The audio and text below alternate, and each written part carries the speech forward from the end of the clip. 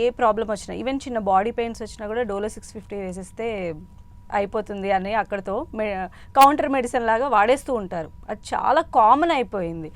అంటే ఈరోజు మనం చూసాం ఆర్టికల్లో కూడా క్యాడ్బరీ జెమ్స్ లాగా తినేస్తున్నారు డోలో 650 ఇండియన్స్ అని చెప్పి అన్నారు. సో దీనిపైన అసలు మీరు ఎలా చూస్తారు? ఈజ్ ఇట్ ట్రూ డోలో 650 అనేది మనకు నిజంగా అంత హార్మ్ఫుల్లా?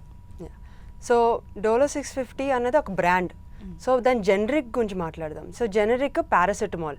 సో ఈ పారాసెటమాల్ అనేది మనకి multiple brands, Dolo, Calpol. Dolo మనకి ఫేమస్ అయిపోయింది అంతే. But the generic name is paracetamol.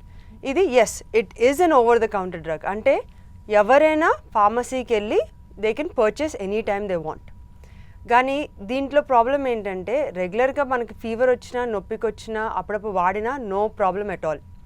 కానీ ఇది ఓవర్ డోస్ అయిపోవడం, చాలామంది పాయిజనింగ్ కేసెస్ కూడా వస్తారు. ఓవర్ పాయిజనింగ్ ట్యాబ్లెట్స్ వేసేసుకోవడం బికాస్ ఆఫ్ XYZ రీజన్స్, కానీ మెంటల్ ఇష్యూస్ కానీ సైకలాజికల్ ఇష్యూస్ కానీ ఉన్నప్పుడు ఓవర్ డోసింగ్ చేసుకోవడం, that is when it becomes a problem. లేదు అంటే అప్పుడప్పుడు ఫీవర్ తగ్గట్లేదని ఎక్సెసివ్ మెడికేషన్స్ సడన్గా వేసేసుకుంటారు without consulting the doctor. Then also it's a problem. అయితే కావ్య గారు, అసలు డోలో 650 అనేది అంటే మీరు చెప్తున్న పారాసెటమాల్ డ్రగ్ ఇది ఏ దానికి వాడతారంటారు? ఏ సందర్భాల్లో అసలు దీన్ని వాడాలంటారు? ఓకే, సో ఇది అర్థం చేసుకోవాలంటే ఫస్ట్ దాని మెకానిజం కొంచెం మాట్లాడతాను. సో మనకి ప్రాస్టాగ్లాండిన్స్ అనే కెమికల్స్ ఉంటాయి, దానివల్ల మనకి ఫీవర్, పెయిన్ వస్తుంది.